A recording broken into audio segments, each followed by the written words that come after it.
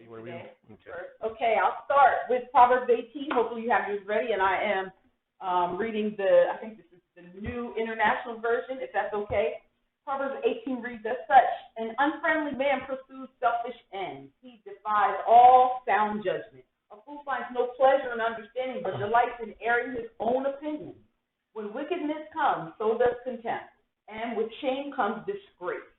The words of a man's mouth are deep waters, but the fountain of wisdom is a bubbling brook. It is not good to be partial to the wicked, or to deprive the innocent of justice. A fool's lips brings him strife, and his mouth invites a beating. A fool's mouth is his undoing, and his lips are a snare to his soul. We were Medea. We would say you talk too much. The words of a gossip are like choice morsels. They go down to a man's inmost parts. One who is slack in his work is brother to one who destroys. Wow. One who is slack to his work is brother to one who destroys. The name of the Lord is a strong tower. The righteous run to it and are safe. The wealth of the riches is their fortified city. They imagine it unscalable as an unscalable wall. Before his downfall, a man's heart is proud. But humility comes before honor. That's like the fall, before the fall. He who answers before listening, that is his folly and his shame. A man's spirit sustains him in sickness, but a crushed spirit who can bear? The heart, wow, that's a good one. Wow. A man's spirit sustains him in sickness, but a crushed spirit, who can bear it? Wow. My God. The heart of the discerning acquires knowledge. The ear of the wise seeks it out. A gift opens the way for the giver and ushers him into the presence of the great. The first to present his case seems right, till another comes forward and questions him. Casting the lot satisfies dispute and keeps strong opponents apart. An offended brother is more unyielding than a fortified city, and disputes are like the barred gates of citadel. From the fruit of his mouth, a man's stomach is filled. With the harvest from his lips, he is satisfied. The tongue has the power of life and death, and those who love it will eat its fruit. He who finds a wife finds that what is good and receives favor from the Lord. A poor man pleads for mercy, but a rich man answers harshly. A man of many companions may come to ruin, but there is a friend who sticks closer than a brother. Wow. You could talk about that last verse for a minute, but because I got to say it, because sometimes a friend is closer than a brother in some areas of our lives. This really has nothing to do with what our life application, but sometimes we have loyalty to family, which we should, but there's areas of our lives where that loyalty can be a hindrance. And that friend might have a calling to your life. It's something that they, can deposit in you and you in them. And those ties and those bonds with family sometimes have to be perforated, if you will, so that you can get what you need from that friend.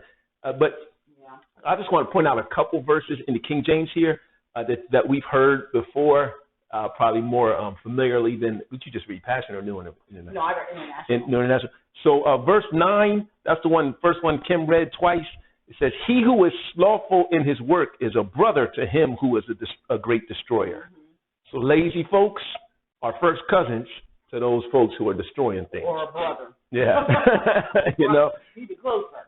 Right. Verse 16, in Kim's version, you heard her say it, but this is the way you usually hear it.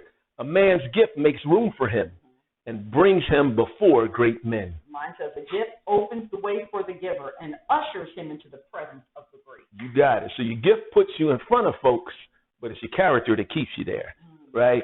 Another one that you guys heard a lot of times, death and life are in the power of the tongue, right? And those who love it will eat its fruit. And in the one that I know you guys all heard, the 22nd verse, He who finds a wife finds a good thing and obtains favor from the Lord. How's it read in yours? That was 22. He who finds a wife finds what is good and receives favor from the Lord. Right. So I like that one a little better because we say finds a wife finds a good thing. So in our mind, we picture a wife as a thing. As a good thing. As a thing, as an object. And I think that's the issue a lot of times, just man to man speaking, where we see our wives as an object, a thing that we can move or manipulate or control or guide. And it's not. She is what is good.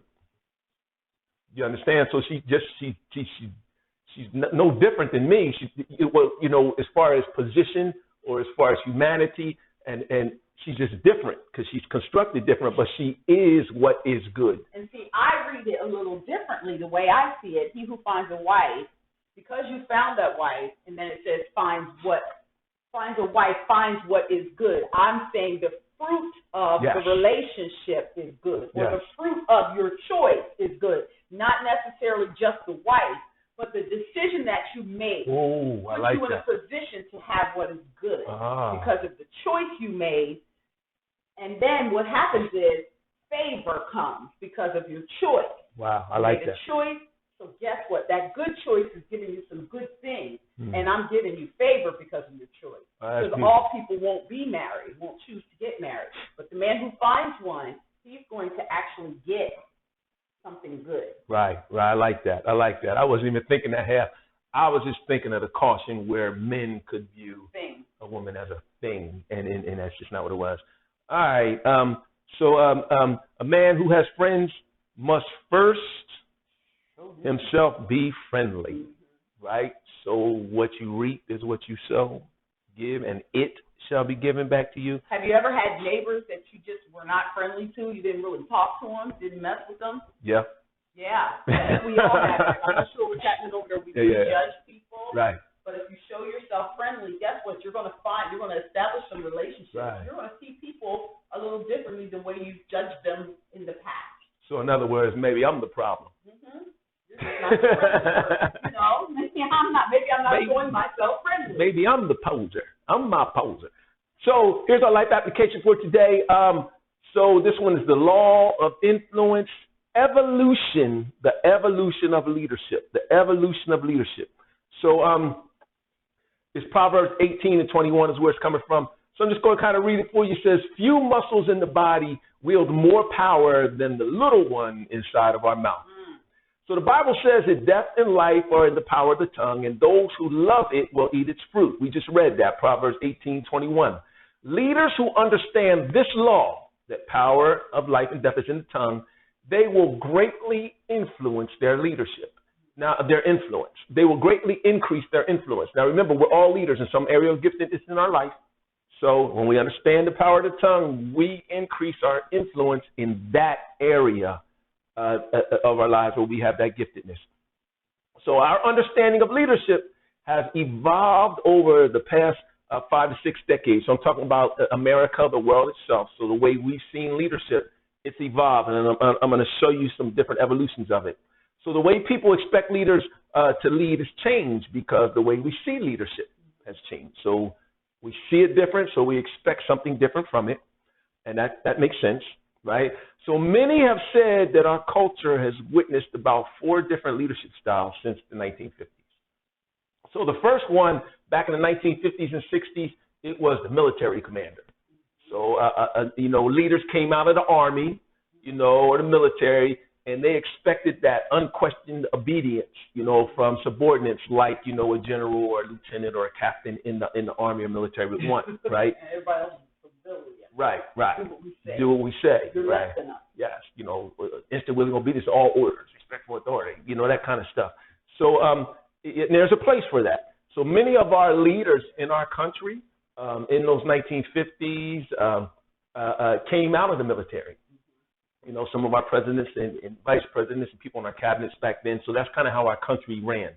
But then in the 1970s to 1980s, it became more businesslike, and it went to what we call the chief executive officer type leader, right? So most of those leaders, they migrated to like a different style that used what was called a shared vision. So I'm putting quotes up for shared vision because still in the 70s and 80s, because we were progressing to a different type of leadership style, no one except the senior leadership team kind of really knew what that shared vision was. They just wrote it down, said it was there, but everyone worked and didn't even realize there was a shared vision, right? So it was more just words somewhere, in a binder or somewhere, So despite the shared vision, it was still more or less a top-down kind of authority that had a really narrow scope. So we see that a lot in our smaller black and brown churches. You'll see that shared vision. You'll hear the talk, but no one really knows what it is or had a part in making it. So there's still that top-down kind of authority that takes place. So we call that the chief executive officer leadership style. Then kind of in the 1990s to the early 2000s, we switched to what was more like a coach. And if you think about it, there was even more of a wave of, life coaches and positive speakers, Tony Robbins, those kind of people like that came along. We moved toward a coach model where we saw folks as players on a team, and round table. Right. So it was a team. We're going to work together. Everybody has a position, something to do, and we need you to be good at yours, you at yours, you at yours. But here's kind of what happened. It produced more of a kind of inclusive attitude where everyone was a part and valued, right? And you did get some better results than before, but it still limited the possibilities of the team to the vision of the coach. So that coach was still the boss, the one that still had the vision, the one that still had to clear everything, call the next play, and when it didn't go the way the coach wanted it to go, then it was wrong. Even though the players were the ones on the field and might have known a little better than the coach themselves. Right. So we saw that in the 1990s to the 2010s, somewhere in there.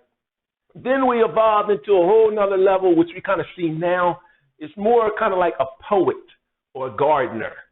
So if you think of a poet, the poet expresses the heart or the meaning of something using words.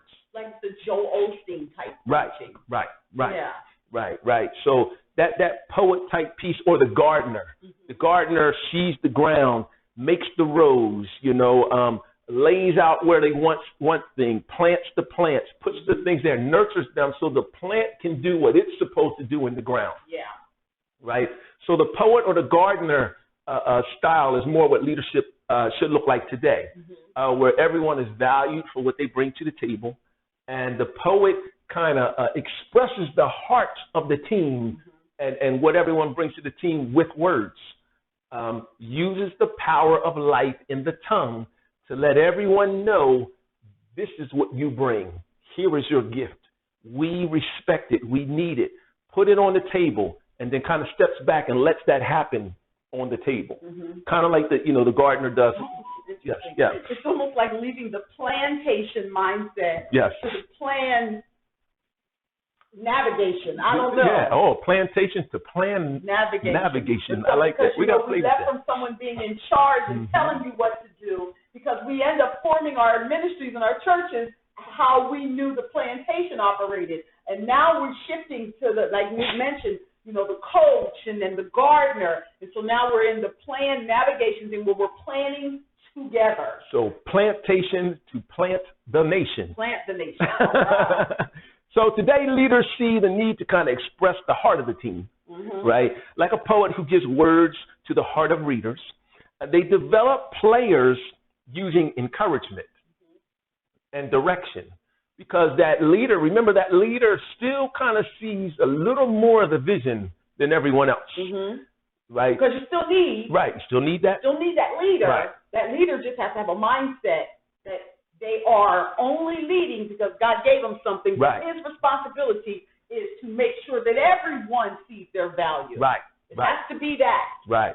And on top of that, their value and what they do is not what I do. So I have to hear and listen to what they bring so I can My job is to see how can we get to there, right? Your job is to tell me what you have so I can try to make sure that you can do what you can do so we can get there. And as a leader, you also have to see what you have missing. Right. You know, there's a whole big puzzle that has to be put together. You only have certain pieces, although you can see the full puzzle. Exactly. There's only certain pieces of the puzzle you have. Exactly. So you need Jim with this, and Johnny with that, and Melissa with this, and, you know, Shonda with that. You need those things. Right. And if you don't see that as a leader, then guess what? You are presenting a puzzle with lots of missing pieces. You might not know it's missing. People in the background are like, well, what about this? And this ain't here. That's why I don't want to come to church. That's why I don't want to participate. Because that's why I don't want to work there. They see the missing pieces because you only see what you see. Right. Got to be careful as a leader. It's kind of like somebody telling the praise and worship leader how to sing. Oh, gosh. You know what I'm saying? That's their gift. They're the one. They're the channel right now. You have to step back, even though you're the leader of the entity. You have to step back and let that channel do what it does in its time. I've seen some where they've actually gone up and tried to take over. Yeah. And you just let them because they'll realize, you know what, I'm just not an island. Yeah. We need each other. So those are the evolutions of leadership, and why we're sharing them with you is because we want you to examine yourself in this Fitness 360 spirit, soul, body growth piece. Yeah. Are you operating in one of those dispensations of leadership in some area of your life that has that's passed? We're past that now. Like Moses, who was his father-in-law that had them. Aaron. Aaron wasn't the father-in-law. The father-in-law suggested it. Oh, you're talking about Jethro. Jethro, he told him hold his arms up, because if you try to do everything yourself, you're going to be exhausted. Yeah, he told him, Yeah. Divide up. Stop judging everybody. Divide them up. Put some leaders in place and let them do some of the work. And as you allow somebody else to do that, then you support the ministry God has given you. You don't wear yourself out. Right. Do that.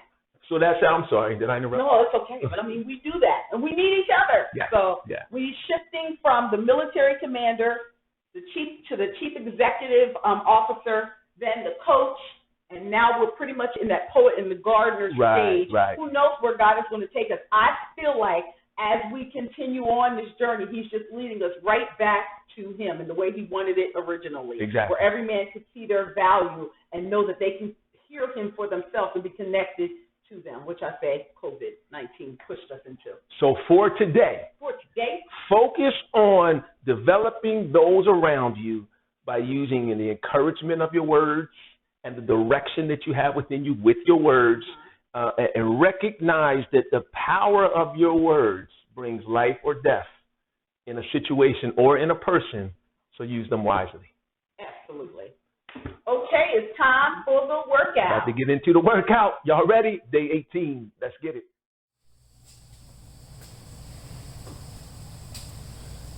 All right, guys. It is your post-workout. What is today? Day 18, I believe. 17, 18. Yes, day 18. It's a post-workout, so it's not a lot of cardio. You just we're going to move with controlled motions. So we'll do like a move and then a stretch, a move, then a stretch. The idea is to exert the muscle, tighten the muscle, and then stretch the muscle. And then tomorrow will be a rest day for you. So you won't breathe too hard, but you will work a little bit. 3, 2, 1. So now knees together. I'm gonna do it from the side for you. So just step back. Keeping those knees bent. Right, chin tucked. Fist width away from your chest. You're opening that chest when you go back. So I like to bring my hands, I rotate my palms from together to facing upwards. What that does is that helps me kind of rotate my rotator cuffs and get a little better stretch. Now we just feet a little bit wider than shoulder width apart, and just gonna go side to side. Right? Here it is from the back. So you can see I'm still trying to keep my back flat, and I'm pushing that butt back, putting that weight in my heels.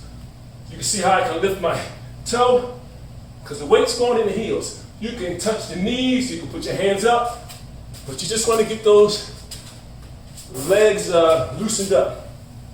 So now I'm going down to a plank, right? I'm just going to spider up. Spider up both sides. Remember, you're looking down at the floor, tucking your chin, keeping your back straight. Your wrists, shoulders, and elbows are in line. When you bring that heel forward, you tighten that core, use those obliques. You're resisting lifting your butt up in the air. You're not letting your body sag. 3, 2, 1. Step up to stand up. I want you to go to squat pencil. Feet a little wider than your shoulder. Squat down, pencil up. So when you kick that leg up, you're trying to keep that leg straight. You don't want to lift it with your hip flexor. You want to lift it with your lower core. So you're not just throwing the leg up there.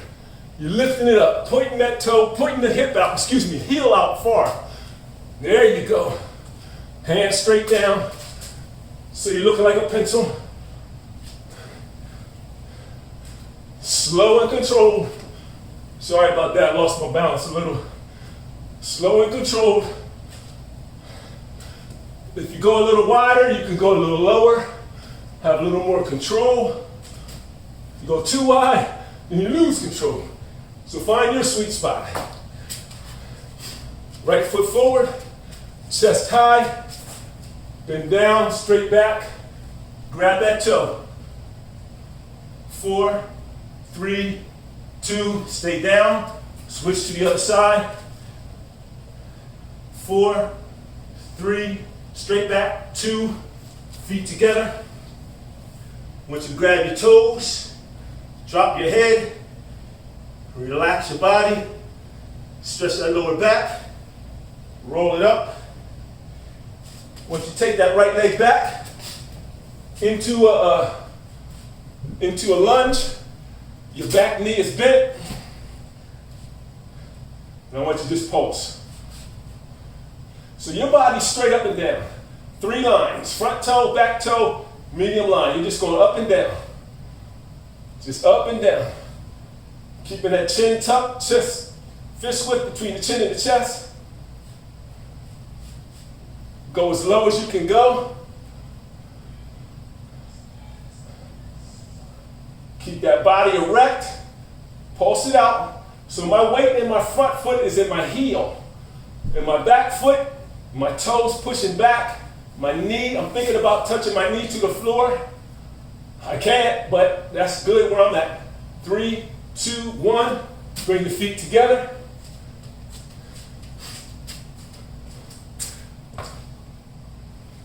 We're going to switch sides. I went too long on this side. I'm sorry, guys. We're going to switch sides.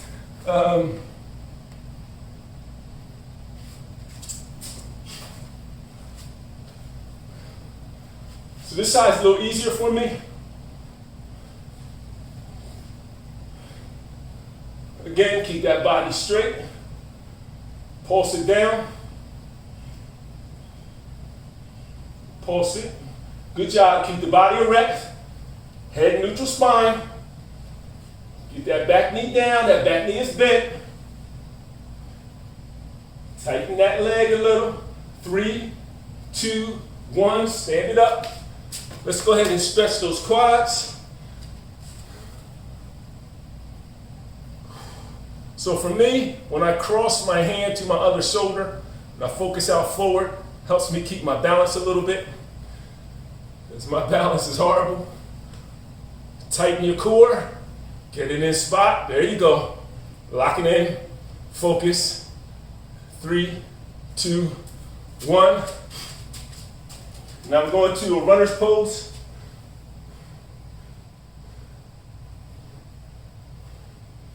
And then pulse that leg. If you need to hold on to a chair, hold on to a chair. If you need to flatten straight out, flatten straight out. Either way, I want you to pulse on the leg that's on the floor. Straight back up, switching sides. So for me, I find my spot, keep my balance,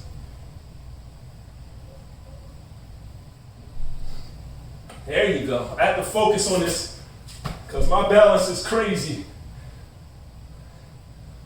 You lose it, find it again, do what you gotta do, jump back in. Open your feet, going into like a plie or sumo squat, right? And I just want you to push your body from side to side, straighten that opposite arm so that you're stretching that oblique muscle. Keeping that head in neutral spine, side to side. If you can't go that low, then stay high. But stretch it, don't pull it. Right, keep the core tight. All right, reset yourself, keep your feet out. Now I just want you to drop down. Keep your back straight, drop your butt down. All right, your knees are going out, your toes are going out, and you're just pulsing. You're just pulsing. So for me, I have to exaggerate pointing my chest up because my posture is not that great. So I get my elbows in, then I stick them out, twist my hands up so that my shoulders and everything is facing up, and I pulse. And my legs burn, and they should burn. You're feeling that on the top of your thighs, right? You might be feeling it in your booty. Keep it tucked, keep it tucked. Resist the urge to lean forward. You only like 10 more seconds. You can handle that. Bring it up, bring it up. Go straight to your flat back, all the way down. Now just go side to side. Keeping that head in neutral spine. You're not bending your head to your knees. You're bringing your body to your knees. Just go at your own pace, keeping those legs straight. If you can't go down that far, lift up, but your legs need to be straight. We're going down to plank position. So remember, in plank position, your shoulders, wrists, and elbows are in line. You're not leaning out like that. You're forcing to keep it here. I want you to lift the hand up, bring it back, forward, down. Other hand, up, back, forward, down. While you're up, you're keeping those hips parallel to the floor, so you are using your core to hold yourself in place. So nice and slow and controlled motion. Good job, you guys. Modified move, put your knees down. All right? You might twist a little bit, that's okay. But focus on keeping that core tight. You'll feel it when your hands go back, like right there, I can feel my core. And I focus on keeping it controlled. Think about my form, because as I'm doing them, I tend to lose my form. So I just reset, get my form, and jump back in the exercise. So I want you to come to child's pose. From the child's pose, come on back, all the way down, up in your cobra. So that means your whole body's off the floor. If you can't do that, put your knees down. Put your knees back down. Go back to child's pose. You're pushing with your heels of your hands into the ground. Bring it back. Cobra. All right, next move is a plank walk shoulder tap. You show the modify first. Modified, your knees are on the ground. Leaning forward, you're just going out and in. That's your modified move. If you're not modifying, your knees are up, you're in plank, and you're just going side, tap, side, tap. Let me show it to you from the front. Hope you can see me. Side, tap, side, tap. Same foot, same leg. Same arm, same leg. I'm losing my, what you call it? Tap, side, tap. Side, tap, side, tap. There you go. Side, tap. Little bit of work here.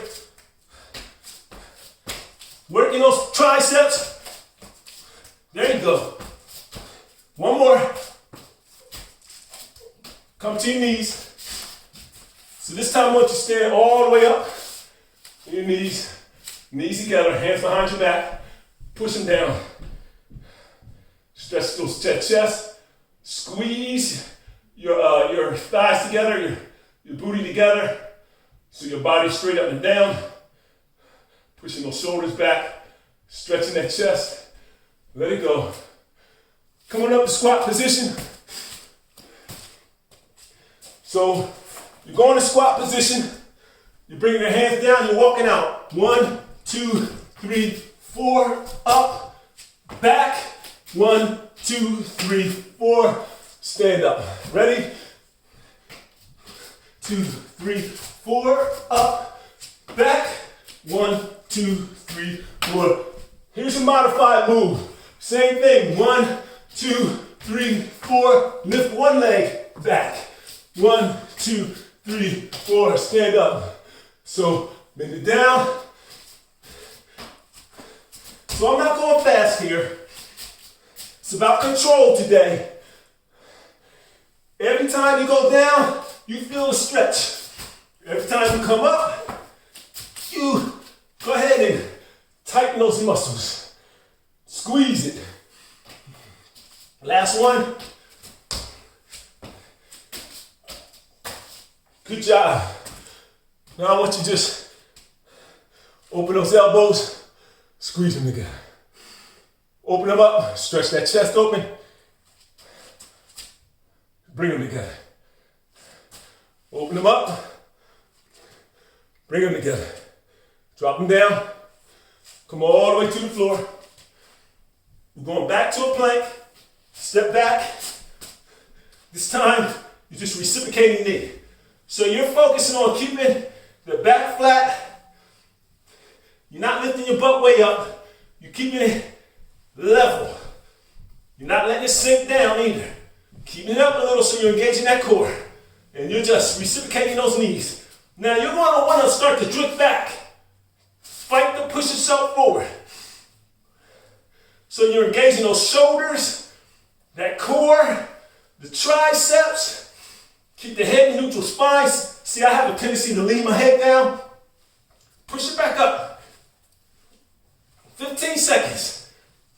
Stay in there. Tuck those hips under. Push those heels back. That's it. There you go. 3, 2, 1. Give me a child's pose. So now we're going to go to a downward dog. Bring it up. Back to the plank. Downward dog. Plank. Downward dog. Keep it up high. Plank. Good job. Good job. Downward dog. Plank. Let's roll over on our back. Switch kick punch. So, modified move. Touch the ground with one leg. Put it down. Lift the other one up. Right? Or knees bent. And lift it up like this. Your non-modified move, you already know it. Feet off the ground. They're not touching. So you are keeping your chin a fist away from your chest. Right? And you're thinking about reaching up to touch that foot.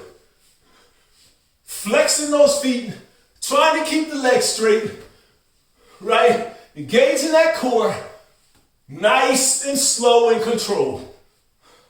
Good work. Almost there. Good job. Put it in the core, slow and controlled. 5, 4, 3, 2, 1. Bring yourself up, reset, right? Now what I want you to do is C-set, push your hands back, straighten your arms, move your hands so you can feel it in your core. Put your hands on the side of your knees, don't grab, but just lift, and round back. Lift up, round back. One more, lift up, round back. Now I'm gonna work a little, going all the way down, feet out, and up. X, and up. Modified move, keep your feet on the floor. And up. Non-modified, your feet never touch the floor. If you need to touch the floor on the non-modified move, you touch it here and bring it back down. Trying to keep that head, chin width away from the chest so that you're engaging that core. Move at your own pace. I want you to go slow and controlled, not too fast today. Just a little work. Should be feeling a little burn across the lower part of your stomach, the middle. I have to touch. Sometimes I touch, sometimes I don't. Put your heels are out as you go back. 4, 3, 2, 1. Reset. Right? Now I want you to extend your legs. Right? Keep your back straight, chin tucked, head in neutral spine. Grab your toes. Now, if you're really flexible, you can grab down lower. Right? But I want you to keep your legs straight. If your legs start to go up, then you lift up. It's not about lifting your head down or lifting your head up. It's about keeping it in neutral spine and stretching that back. There you go. Next move, modified move, heels on the ground. Non-modified move, heels off the ground. And just backstroke, touching my thumbs to the ground. Now this one I gotta work. So you notice I'm not putting my head back, and I'm not like lifting it up like this. I'm trying to keep it in neutral spine, chin tucked. When you tuck that chin and keep it in neutral spine, you have to engage that core. It stretches that core so it's uncomfortable, right? And it makes you work, baby. Keeping that lower back on the ground. Just backstroke. Backstroke. Again, modified move, feet down. Or 1 foot up and switch them. But you only got 5 seconds. 3, 2, 1. Let's bring it up. Reset. Reset. Come back to your C-sit till you feel that tension. Let go. And then stretch arms across. Shoulder stretch, arm stretch. See it? This is the same stretch you usually do standing up. I just want you to do it here so that you have that core engaged while you're doing it. All right. Once you go to tabletop now, balance move. Same arm, same foot in the air. Trying to keep the hips parallel. You're going to twist a little. Keep that head up, don't down, and don't look up. In flat, and then pulse.